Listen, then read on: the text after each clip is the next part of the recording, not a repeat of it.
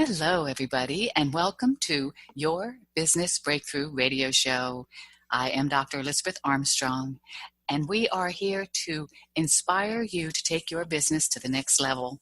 We have an excellent speaker today, Karen Valencic, and she has some wonderful information to share with you that I feel is going to inspire you. So let's all welcome Karen to the show. Hey, thank you, Liz. It's great to be here. Well, Karen, has everything always run smoothly for you, or is there something that triggered you to start your business? Do you have something you want to share with us? Well, sure.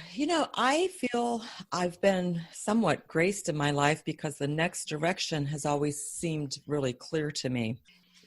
I began my career as a mechanical engineer, and I loved what I did. And I was very involved in that work. And then I took a pause when my first child was born. And I actually was at a conference and attended a seminar called The Magic of Conflict, which was put on by Tom Crum. And it had a life-changing impact on me.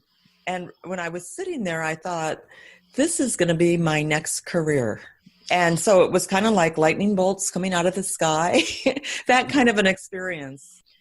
And I can talk more about that, what I do in a second. But it was one of those things that I didn't have a lot of support from people that were close to me around making that business decision. And so that was about 25 years ago. And I feel very called to what I do. And Liz, what I do for your viewers is I help people really be able to innovate through conflict and understand conflict. And so my expertise is around the whole conflict and change and innovation field. And what makes my work unique is the fact that I am a martial artist, and I practice a martial art that is called Aikido. Aikido is all based upon position rather than force. So I've developed a method I call spiral impact, where people can learn when they feel resistance, what do they do with it? And do they overwhelm themselves with it, or do they move with it and create engagement and innovation? So that's what I do now, and I've been doing it for 25 years, mainly inside organizations with leaders and their teams.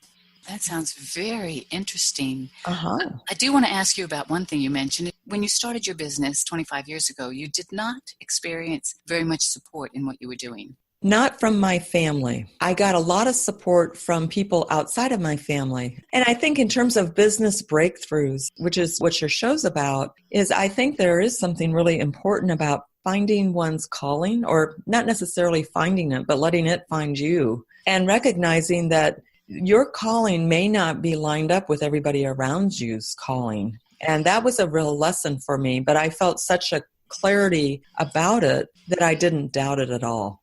Well, great job for recognizing that. Great job for knowing that this was your calling. It helped you to recognize how important it was. Mm-hmm. Absolutely. And so I've been in business for 25 years, and business is spiral impact. And of course, just like a spiral, there's ebbs and flows, and there's constant change and growth and movement with that as well. And so I apply my model to not just teaching, but also to my own experience in terms of business development. So it's very multidimensional. Oh, so when you say spiral impact, it makes me think that you're adapting all the time to the changes that are going on. Yes, and I find right now we're in 2018, and the rate of the acceleration of change is probably the most rapid it has been in my life. And when I survey leaders, and I'm doing a survey right now, asking them what their challenges are, it's that continual adaptation to change, which is really the conflict a lot of leaders have, because day to day, priorities change, people change. And what I understand is that's really driven a lot by technology.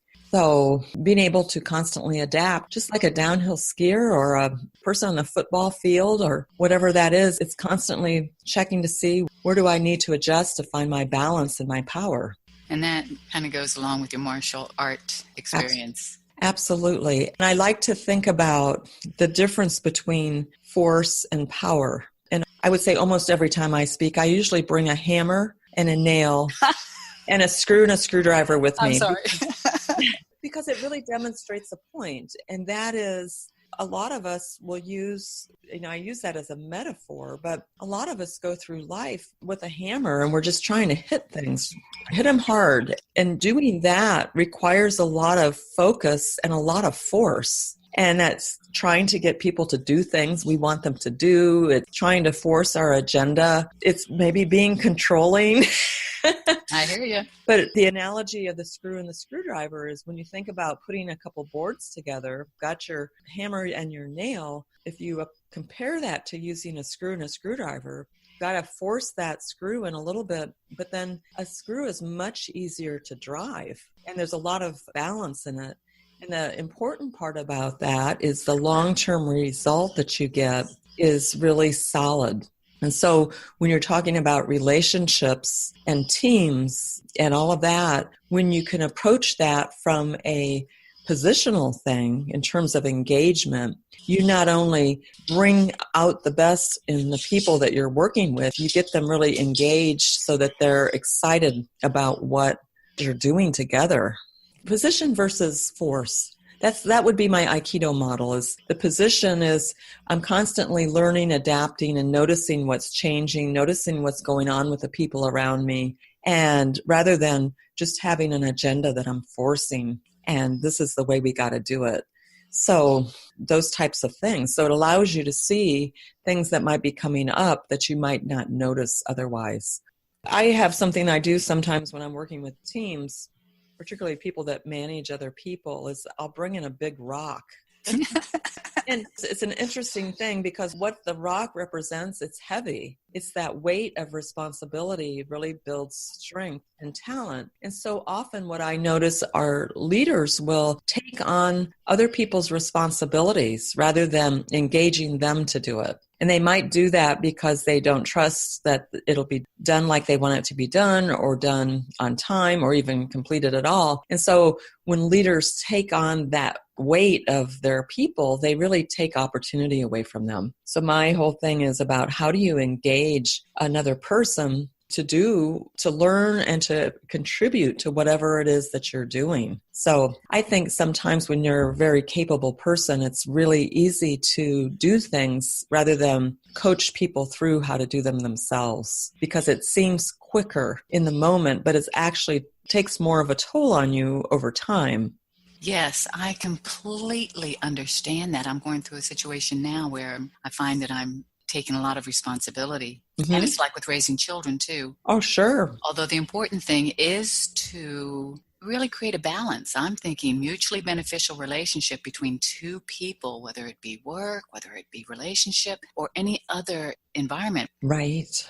As you said earlier, that we are in very accelerated times, and it's important to create a balance. Absolutely. And balance really comes from the whole engagement thing. I think a lot of times we make assumptions about what other people are thinking or what they're going through. I think now probably more than ever in my life, it's really an important thing to check in with people. You know, what's working for you here? What's happening in your life? What are you finding challenging right now? Where do you feel like you could use some support rather than saying, hey, I need this from you. That way you know where people are.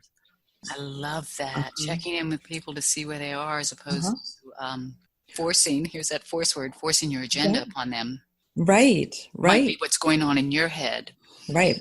We get our own perspective going there. So really thinking about how do we engage? And, Liz, what I teach is when we engage, I help people recognize when they've got resistance. We could have a conversation here. We don't really have a lot of resistance around it, but perhaps maybe when we're working with other people or we're on a collaborative team or whatever we're doing, a lot of times we'll meet resistance, whether it's someone really not wanting to take something on or, it could be a zillion different things. I like to work with people and have them recognizing when they notice resistance, because that's the point at which you can become collaborative and innovative, or you can get into destructive conflict. And so really being conscious of that, I think, is really important. And I find so often what happens with people when they find resistance, one way of dealing with that is they might just back off. And, when you back off, you kind of disengage and you don't move forward. Another thing that happens so often with people is when they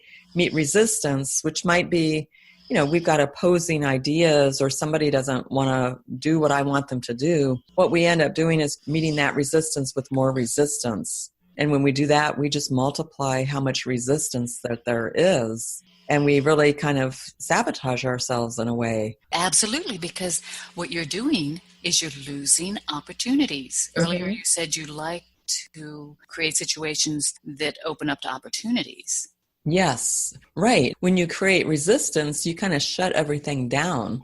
So in a sense, you've got to have some resistance, but if you create more resistance with it, then you shut people up. And I watch that in organizations where, somebody gets shut down over sharing an idea and then they don't want to share anymore.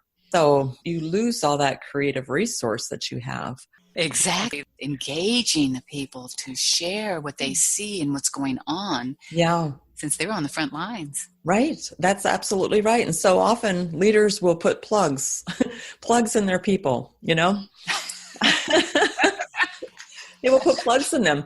Third thing is we might try to ignore it and go around it. And so we might get that we've got resistance from one of our colleagues, but we don't address it. So we tend to go around it. And you see that happen. It's a very passive aggressive type thing. And a lot of times that really comes back to haunt you in the long run because you don't have the relationship.